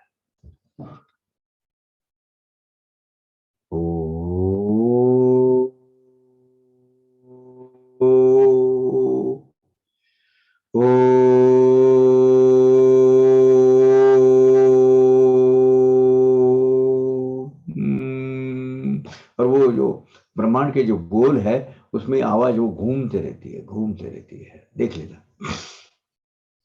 असो या वाच्य ब्रह्मापासाव अव्यक्ताचा प्रादुर्भाव, अव्यक्ता पासून महत्त्व उपजे अहम भाव। अब ये ओंकार द्वारा वाणी प्रकट किया, व्यक्त हुआ ये जो अव्यक्त परमात्मा का प्रथम प्रकट आविष्कार यानी ओंकार है। अव्यक्त परमात्मा का प्रथमता प्रकट आविष्कार यानी वाचा का जो विषय बन गया वो ओंकार है। अव्यक्त परमेश्वर की ये प्रथम अभिव्यक्ति है ओंकार। ये व्यक्त, अभी वो व्यक्त हो गया, वाचा का विषय गया, मैं बोल रहा हूं, आप सुन सकते हो, वो व्यक्त है। ये व्यक्त ओंकार स्वरूप से ही आगे की पूरी सृष्टि। देखिए जैसे ओंकार होता है हमें वो विवरण अलग अलग अलग विवरण दिखना चाहते हैं, धीरे धीरे धीरे धीरे हम गहरे वो गोलाकार में ब्रह्मांड में घुसते रहते हैं अलग। यही तो व्यक्त, इसी से तो पूरा सृष्टि व्यक्त हुई आगे, ये ब्रह्मांड उसी से तो तैयार हुआ है। अव्यक्त परमात्मा से ही ये महत तत्व निर्माण हुआ है। पंच तन्मात्रा अहंकारी, पंच महाभूते त्यामाधारी, पंच महाभूतांची अवधरी जग निर्धारी जन्मले। हाँ, ब्रह्मांड में वहां तो निर्गुण निराकार है, वहां कुछ भी नहीं है, लेकिन यह महत्त्व से फिर पंच तन्मात्रा हो गई, पंच तन्मात्रा से पंच महातत्व आ गए, ये पंच महातत्व के मिश्रण से फिर चराचर सृष्टि तैयार हुई, त्रिगुण आ गए उसमें साथ में, बाद में पहले पंच महाभूत आ गए। अविद्या माया रूप दर्शन, तेच या जगाचे रूप लक्षण, या अविद्येचे कराया निरसन, अज्ञान विवेचना आवश्यक। ये प्रकृति माया से निर्माण हुई है। अविद्या का जो आवरण है ये माया का ही एक स्वरूप है। अविद्या अज्ञान यही व्यक्त जगत का स्वरूप है। अज्ञान अविद्या यही प्रकृति के लक्षण है, प्रकृति के मेन व्यक्त स्वरूप है, आविष्कार है। ये अविद्या का निराकरण करने के लिए अज्ञान का यानी अविद्या का निरूपण होना, उसके ऊपर चर्चा होना जरूरी है। और इसीलिए तो 39 चैप्टर में किया था। कहीं कुछ लोगों ने अपना बोल दिया कि नाना ने कुछ भी कह दिया, नहीं, उसका एक्सप्लेनेशन परिशीलन हेमंत पंत जी को फिर से 50वें अध्याय में इसीलिए करना पड़ा कि अविद्या का डिस्कशन, चर्चा होनी जरूरी है, उसके ऊपर बहस होनी जरूरी है। बहस यानी तो तुम्हें मैंने एक क्रिएटिव पॉजिटिव थॉट्स, ये जरूरी है, नहीं तो अज्ञान में ही बड़े रहेंगे। अज्ञान का स्वरूप हमें समझना चाहिए ना पहले। अत्यंत विशुद्ध आणि निर्मळ, जे चिन्मात्र स्वरूप केवळ, त्याहून वेगळे जे ते सबल, दोघांची भेसळ करिता नाहीये। इसीलिए ब्रह्म तत्व ये शुद्ध बुद्ध चैतन्य स्वरूप है। ब्रह्म तत्व ये विशुद्ध, निर्मल, निष्कलंक और सृष्टि रूप से प्रकट हुए माया के बसे होने के बावजूद भी माया से परे है। विविध अलग अलग अलग नाम रूप रंग आकार से व्यक्त हुआ ये जगत परमात्मा से भिन्न है। दोनों को मिलावट मत कीजिए दोनों की। परमात्मा तत्व अलग है, हाँ वो हिस्सा है एक देह शरीर का, ये अपना शरीर का क्या, ये व्यक्त सृष्टि का प्रकृति का एक हिस्सा है, लेकिन वो अलग है, उसका स्थान अलग है, उसकी वजह से सृष्टि निर्माण हुई, ये भी बात सही है। लेकिन ये सृष्टि ये तो खेला है, और ये खेला मतलब भगवान नहीं है, खेला मतलब परमात्मा नहीं है। इसीलिए ये भ्रम पहले निकाल दो, ये जो दृश्य जात है यही परमात्मा उसमें भरा हुआ है चैतन्य स्वरूप में। लेकिन प्रकृति जो भी करती है वो परमात्मा को मंजूर होता है ऐसा नहीं है। हाँ ये समझ लो। इसलिए तो मैं हमेशा कहता हूं हम हमारी जीवन कैसा जीना चाहिए, प्रकृति के नियमों के अधीन रहकर परमेश्वर के स्वरूप नियमों के अनुसार। ये समझ लीजिएगा पहले। लक्ष्य ब्रह्म जाना निराळे, वाचा होते अत्यंत निराळे, म्हणून ही अज्ञानाची पडळे, ये जो लेयर्स है ये पर्दे है, उपदेश बळे सारावी। लक्ष्य यानी ज्ञेय जाना होणारे, लक्षणाने परमेश्वरी गुण से युक्त, परमेश्वर के लक्षण से ज्ञात होने वाला ये जो ब्रह्म है ये अलग है। ओंकार स्वरूप ये वाचा का विषय हो गया है, और ये मजबूरन करना पड़ा, नहीं तो उसके लिए हमें ब्रह्म है ये बोलने के लिए कुछ ना कुछ तो एक उसको टैग लेना पड़ेगा ना। वो टैग जो है वो एकाक्षरी मंत्र है ओंकार। ओंकार के स्वरूप से प्रकट हुआ ये परमात्मा ये व्यक्त सृष्टि से अलग है,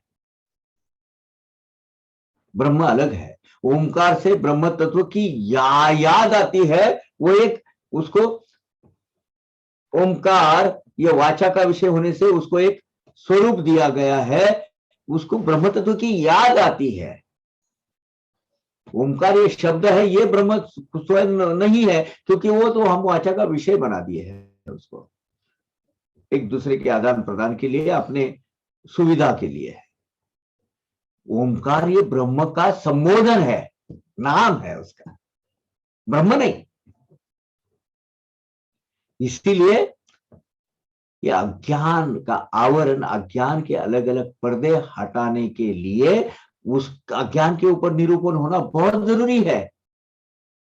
उसके लिए जो हमको जो उपदेश मिलेगा, प्रबोधन मिलेगा, आज जो हम अभी सब देख रहे हैं, प्रबोधन से अज्ञान के लेयर्स हटा सकते हैं हम। हमें पता नहीं रहता कि 50वां अध्याय में ज्ञान का विषय होने की वजह से कि ये सब हम जो समझ ले रहे हैं अभी तक, वो हम अज्ञानी है इसका पता भी होता अगर हम डिस्कस नहीं करते, ये तो निरूपण इसका नहीं करते, तो अभी कम से कम इसकी यानी थोड़ी सी जान पहचान तो हो गई उसकी अज्ञान की। भले हमें पूरा समझ में नहीं आया हो, लेकिन अज्ञान की जान पहचान तो हो गई, यार ये अज्ञान है, ज्ञान अलग है। यहां तक तो आ गए। अज्ञान को पहले जान लो। अज्ञान ये चर्चा का विषय हो सकता है, अज्ञान से हमें जो उपदेश मिलेगा, वो जब अज्ञान निकल जाएगा तो ज्ञान तो उधर ही है, स्वयंभू है वो। निद्रे माझी पड़ता स्वप्न, डोळे नसता डोळ समन, स्वयं देखे अखिल त्रिभुवन, अविद्या कारण या सर्व। अभी हम नींद में है, गहरी नींद में है, और हमें सपना आता है, आंख मिटी हुए रहते हैं, लेकिन हमारी मन की आंखों से समग्र त्रिजगत में हम घूमते रहते हैं सपने में। हाँ, चारों तरफ घूमते रहते हैं। क्यों? इसका कारण ज्ञान के ऊपर हम अलग अलग जो पर्दे पड़े हैं ना, उसकी वजह से। सपने में जैसा हम चारों तरफ वो ख्याली दुनिया देखते हैं, ख्याल के पुलाव खाते रहते हैं, ये तो आभास है। उठते ही रियल चित्र स्पष्ट हो जाता है हमारे सामने। पाहू जाता वस्तु एक, परी आभासे ती अनेक, रज्जू भासे सर्प देख, रजत शुक्ति के गर्भात। ये बहुत बार आया है, ये गए 50 अध्याय में, हम 50 अध्याय तक ये बहुत बार इसका जिक्र हुआ है। क्या होता है, वो मूल वस्तु का स्वरूप एक होता है, लेकिन हमको वो हमारे भ्रम की वजह से वो अलग ही दिखाई देता है। वस्तु का स्वरूप अलग होता है, लेकिन हमें वो अलग दिखता है, दिखाई देता है। अब जैसे रास्ते धुंधला सा प्रकाश है, रास्ते में जा रहे, एक रस्सी का डोर पड़ा हुआ है, हमें वो क्या लगता है, अरे ये तो सर्प है, सांप नजर आने लगता है। जो ऑस्टर शेल होते हैं, वो जो शिंपला बोलते हैं उसको, ऑस्टर शेल, वो उसके अंदर एक चांदी जैसा एक लेयर होता है। हम उसको चांदी समझ लेते हैं, क्योंकि चमकीला होता है बहुत। दिखता कैसे वो चांदी जैसा है, होती क्या चांदी नहीं होती है, लेकिन दिखता तो ऐसा ही है। ये भ्रम है हमारी दृष्टि का। दृष्टि को जैसे ऑस्टर शेल को देखते हैं,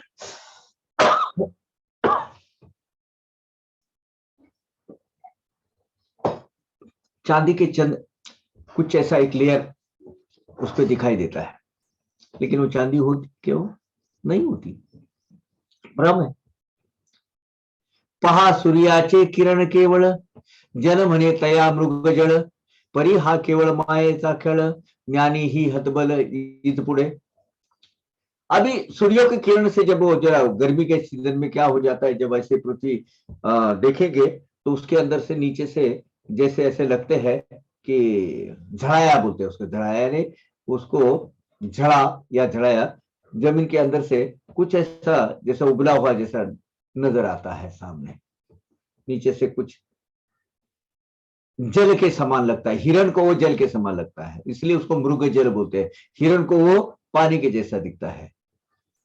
ये सब आभास है, किसकी वजह से क्रिएट हुए, माया की वजह से, प्रकृति की वजह से। इसीलिए ऐसे आभास करने में प्रकृति माहिर है भाई, माहिर है अपनी जगह। इसी माया के चक्कर में इसीलिए महाज्ञानी पंडित भी अटके हुए रहते हैं, पड़े रहते हुए। माया बहुत ये फंसाने वाली है और भूल भुलैया क्रिएट करने वाली है। इसके सामने ज्ञानी जनों का भी कुछ भी नहीं चलता है। पेट ले कोलित हाती, जेव्हा कोणी गरगर फिरविती, अग्नि कंकन दृष्टोत्पत्ती, येते ही ख्याती माने मायेची, येते ही ख्याती मायेची। कोलित यानी एक दिया ले लो आप, दिया नहीं, जैसे एक लकड़ी है, पुराने जमाने अपने पूरे मेले भरते हैं, मालूम है, मेले में या ऐसी लकड़ी पकड़ता है वो, और दोनों सिरे में वो कपास या कपड़े के बांध देता है, और उसके ऊपर रॉकेल डाल के जला देता है, केरोसिन डालकर, और फिर ऐसा घुमाता है उसको। हालांकि क्या होता है, दो जगह होता है वो, लेकिन वो वैसी इस तरीके से उसकी वो स्किल होता है, अल्टीमेट स्किल उसके पास होता है। तो क्या होने लगता है, जैसे ऐसे घुमाता है चारों तरफ, ऐसा लगता है कि जैसे वो अग्नि का एक सर्कल बन जाता है, उधर एक वलय बन जाता है, एक चक्र बन जाता है। वास्तविकता में वास्तव में वो चक्र होता है क्या? नहीं, एक तो बस एक दिया होते हैं, उसको ड्यूटी बोलते हैं या कुछ ऐसा दिया हो सर। लेकिन जब वो घुमाएंगे ऐसे स्पीड से, कुछ लोग है वो जो खेल दिखाते हैं, तो उसको क्या होता है, चक्र नजर आता है। मानो अग्नि तत्व एक पूरा साइकिल तैयार कर रही है। हमारे आंख को तो ये दिखता है, लेकिन ये सच है क्या? ये तो आभासी दुनिया है। ये एक भ्रम तैयार करता है, आंख को ठगाता है। मोह माया भी ठीक इसी तरह बहुत बार हमें ठग जाती है, हम ठग जाते हैं उसके सामने। पाहू जाता अग्नि खरा, अलात चक्रा नाही थारा, तैसात हा मोह माया पसारा, नस्तिया संसारा उत्पादी। अब जैसे अलात यानी वो जो पोलित है, हाथ में लिया, ऐसा घूमते घूमते घूमते करोगे, लेकिन उससे क्या होता है, अग्नि का चक्र तैयार होता है। लेकिन अग्नि चक्र होने का वो भास होता है, वैसा वास्तव में वैसा है क्या? नहीं है। ठीक उसी तरह ये मोह माया का ये जो दृश्य जात, ये जो विस्तार है, ये विस्तार हमें अलग अलग तरीके के भ्रम से, संसार इटसेल्फ इज अ भ्रम, संसार रूपी भ्रम की तैयारी करता है। ये संसार के जो ताप है उसका झंझट पीछे लगता है, त्रिताप है ना, आदि दैविक, आदि भौतिक, आदि आध्यात्मिक, ये ताप इसका झंझट पीछे लगा देता है। माया इस तरह के भ्रम तैयार करने में बड़ी माहिर है, बड़ी सक्षम है। और ये माया उसे क्रिएट किया हुआ संसार, यही इसका मूल कारण है। और किसका होता है? मेरा लड़का, मेरी लड़की, मेरा बेटा, कोई किसी का नहीं है भैया, कोई नहीं। प्रकृति मोह माया ने क्रिएट, वो जीवात्मा है, वो उसको अपने इस संसार ग्रह गृहस्थी में हमारे घर में पैदा होना था, वो हो गया, वो स्वतंत्र जीवात्मा है, उड़ गया। आज भी हम वो अमेरिका इधर उधर जाते हैं काम करने के लिए, उसके ऊपर आस लगा के बैठे, तो वो आस क्या होती है? आस मोह माया होती है। वो अपना जीवन जी रहा है, बहुत सारी कहानी आती है दर्द भरी, दुख भरी। अरे उसका लड़का उसकी तरफ नहीं देखता है, तू नहीं देखता है, तूने अपनी तरफ नहीं देखा, वो क्या देखेगा तेरी तरफ? तू ही अपने स्वरूप को भूल गया है, उसके स्वरूप, वो उसका ध्यान अपनी तरफ क्यों बटोरता है? ये जिससे पता लगा उस दिन आपको जरा भी दुख नहीं होगा। वो अपनी जीवन, they are leading their life, you lead your life spiritual, full of spirituality. दुख नहीं होगा आपको, नहीं होगा। मेरी लड़की अमेरिका में,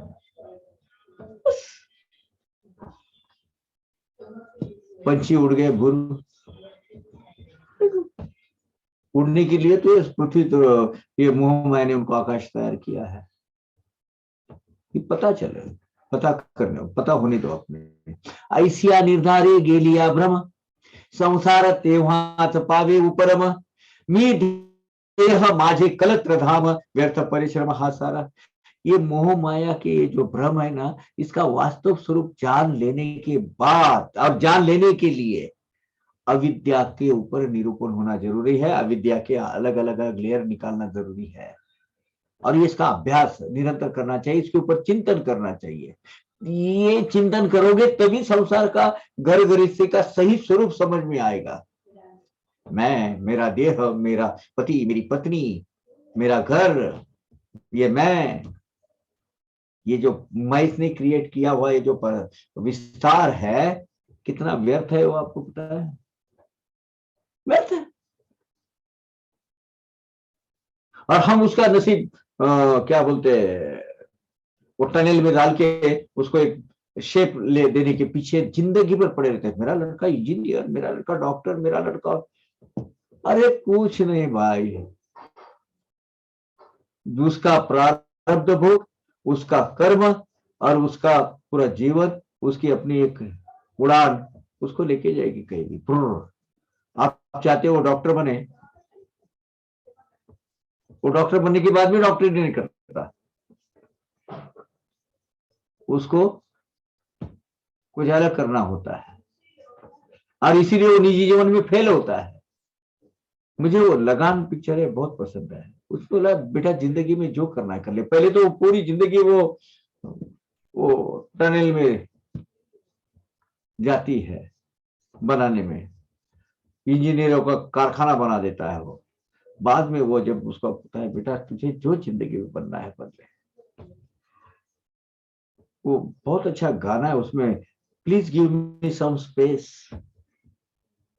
हम स्पेस नहीं देते हैं, एक कमोडिटी बन के रख देते हैं अपने बच्चों को। Don't do it. आपका काम है उसको अलग अलग संसाधन, अलग अलग इंफ्रास्ट्रक्चर, अलग अलग सुविधा प्रोवाइड करना। लेकिन तुझे ऐसा ही बनना चाहिए, देख तेरे पापा कितने बड़े हो गए, तुझे भी वैसा ही बनना है। क्यों बनना है? उसको जो बनना है, प्रकृति ने उसके लिए जो एक पर्टिकुलर रोल है, वो रोल के हिसाब से उसको बनने दो। यू नो दैट कि आपकी इसमें ये पीछे कितनी एनर्जी खत्म होती है।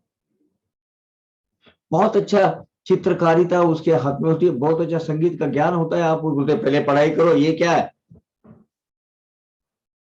नहीं, उसके अंदर के गुण जो है उसको आप बढ़ावा दे दो। पुत्र पश्चादि तृष्णापाश यही वेष्टिले जामुन अशेष, मनविति ज्ञानी पंडितेश सुखन लवलेश गाठी स। पुत्र पशुआदि, पुत्र पशु आदि, मेरा पुत्र, मेरा पशुधन आदि सब ये जो है ना, मेरा मेरा ये विकार है, और ये मोह माया से क्रिएट किए हुए विकार है। ये मोह माया से सब कुछ घेर के रखा हुआ है। मोह माया ने ज्ञानी पंडित महाज्ञानी, बड़े बड़े अपने आप को बड़े बड़े खुद को समझने वाले या लोग उनको समझते हैं, ये सब लोग उनकी अविद्या के कारण एक सुख संपन्न जीवन नहीं जी सकते। उनको वो माया मिलने नहीं देती। क्यों नहीं देती? क्योंकि उन्होंने अपना ये जो असुखी जीवन खुद क्रिएट किया हुआ होता है। शास्त्र कुशल प्रज्ञावान, अब प्रज्ञावान यानी प्रज्ञावंत, बुद्धिवंत नहीं, बुद्धिवंत अलग प्रज्ञावंत अलग। शास्त्र कुशल प्रज्ञावान दूजा नाही अपना समान, अंतरी मोठा अभिमान असमाधान कारक। मैं बड़ा पंडित हूं, शास्त्री हूं, कुशल हूं, प्रज्ञावंत हूं। प्रज्ञावंत हूं बोलना बोले तो बहुत गलत है। प्रज्ञा ये भगवान की देन होती है। बुद्धि ये अपन विकसित कर, अब हम विकसित कर सकते हैं, हम उसका विस्तार कर सकते हैं, उसको बुद्धि की कक्षा हम बड़ी कर सकते हैं, प्रज्ञा की नहीं। जहां बुद्धि का दायरा खत्म होता है वह प्रज्ञा की दायरा, प्रज्ञा की बाउंड्री चालू हो जाती है। जो हमारे आंख से हम देख नहीं सकते, हमारे प्रज्ञा चक्षु वो देखना चालू कर देते हैं। इसीलिए अभी जो कोरोना आया है 2019 में, एक फिल्म बनी थी, एक सीरियल 1984-85 में, उसमें एग्जैक्टली वही बताया है, वही मास्क पहनने का, वही टीका लगाने का, वही सब बताया, सब उसका ब्यौरा वो है, वो समझता है। वो हैरी पॉटर की जो है ना, जितनी भी कहानियां वो सच में उतर रही है, क्योंकि वो प्रज्ञावंत है, उसको वो पहले समय से पहले दिखाई देता है।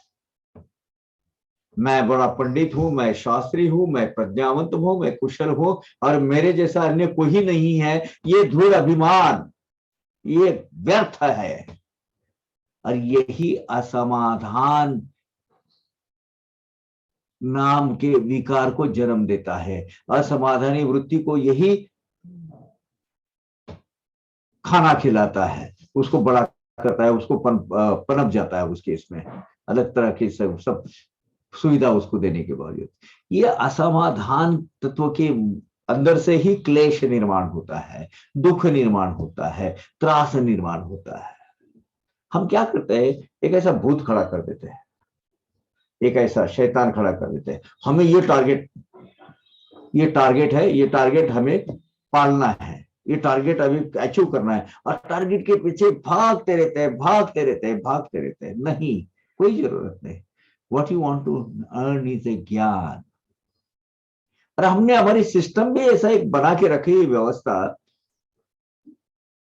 एक एमई या एमबीए का सर्टिफिकेट हो गया, बहुत बड़ा ज्ञानी है, और वो सर्टिफिकेट के ऊपर उसकी परीक्षा हम करते हैं। नहीं, नहीं होती है उसकी एबिलिटी, वो सर्टिफिकेट में नहीं आ सकती हो, या डिसेबिलिटी भी नहीं आ सकती है, कम ability.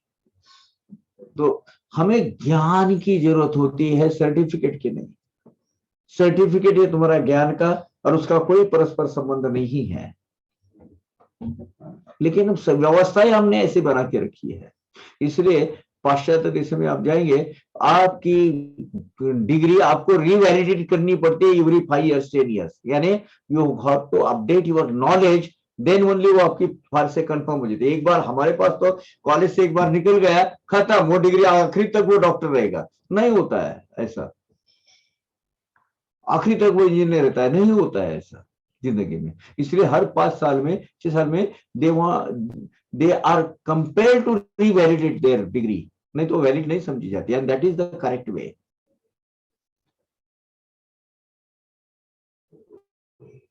So you got to update yourself always. हेच माया व अज्ञान अथवा अविद्या प्रकृती प्रधान आरंभी ज्ञानी याचेच निरसन करिता मग ज्ञान उपतिष्ठे। ये दुख, ये क्लेश, ये मोह माया के प्रभाव से निर्माण हुआ अज्ञान, यही तो प्रधान प्रकृति है, यही अविद्या है। ज्ञानी जन क्या करते हैं, ज्ञानी लोग जो होते हैं, प्रथम अविद्या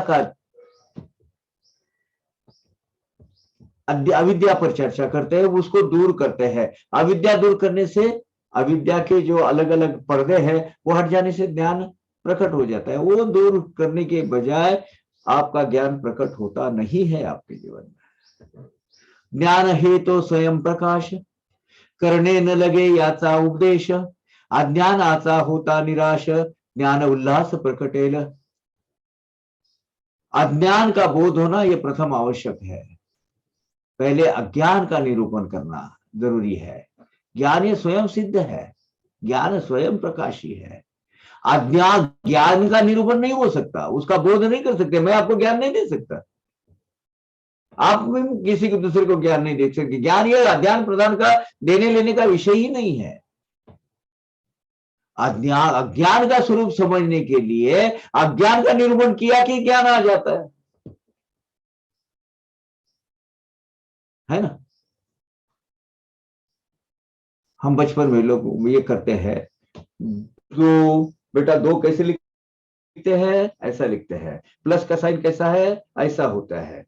दो कैसे, फिर दो और दो कितना होते हैं, उसके आगे इक्वल का साइन लिखो, उसके बाद में कितना होगा, 4 होगा। अभी 4 का नाम, ये रूप और आकार कैसा है, 2 का कैसा है, प्लस का कैसा है, और इक्वल का कैसा है, ये हम अज्ञानी हैं इसके बारे में। हम क्या देते हैं उसको, ये देख, ये 2 का आकार हम सबने मान्य किया है, ये प्लस का साइन है, ये इक्वल का साइन है, ये 4 का आकार है।